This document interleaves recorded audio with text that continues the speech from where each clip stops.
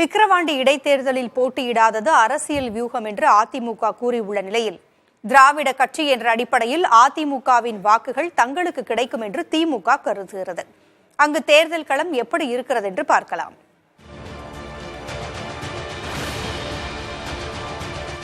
விக்கிரவாண்டி தேர்தல் களம் அனல் பறக்கும் மையமாக மாறியுள்ளது. இடைத்தேர்தலில் திமுக, பாமக மற்றும் நாம் தமிழர் கட்சி என மும்முனை போட்டி நிலவும் நிலையில் அதிமுக தேர்தலை புறக்கணித்திருப்பதால் அக்கட்சியின் வாக்குகள் திமுகவுக்குத்தான் கிடைக்கும் என அமைச்சர் ஏவ வேலு புதிய தலைமுறைக்கு தெரிவித்தார்.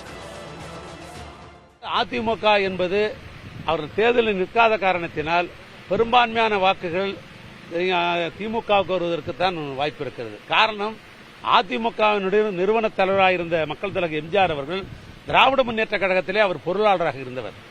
2 முறை பரங்கிமலை தொகுதியிலே நின்று உதயசூரிலே வென்றவர் அவர். ஆனால் அது ஒட்டு வருவன்னு சொல்லுவாங்க பாரு, அத மாதிரி இந்த இயக்கத்தில் அவர் பொருளாளராக இருந்தது மட்டுமல்ல, சட்டமன்ற உறுப்பினராக இருந்தவர் என்ற அந்த அடிப்படையில் இது ஒரு திராவிட இயக்கம் என்ற அந்த அடிப்படையில் அந்த வாக்காளர்கள் இதற்கு தான் ஓட்டு போடுவாங்களே ஒழிய அதற்கு ஓட்டு போடுவதற்கு வாய்ப்பே இல்லை. அமைச்சரின் பேச்சுக்கு முன்னாள் அதிமுக அமைச்சர் ஜெயக்குமார் எதிர்ப்பு தெரிவித்துள்ளார்.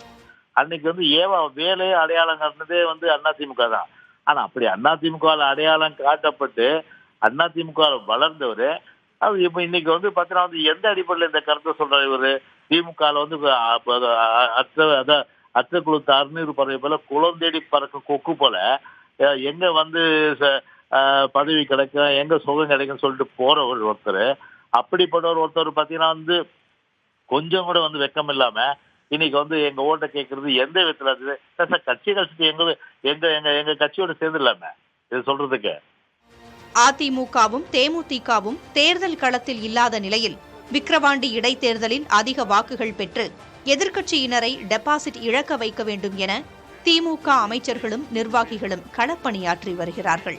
புதிய தலைமுறைக்காக ஒளிப்பதிவாளர் விஜயுடன் செய்தியாளர் ராஜ்குமார்.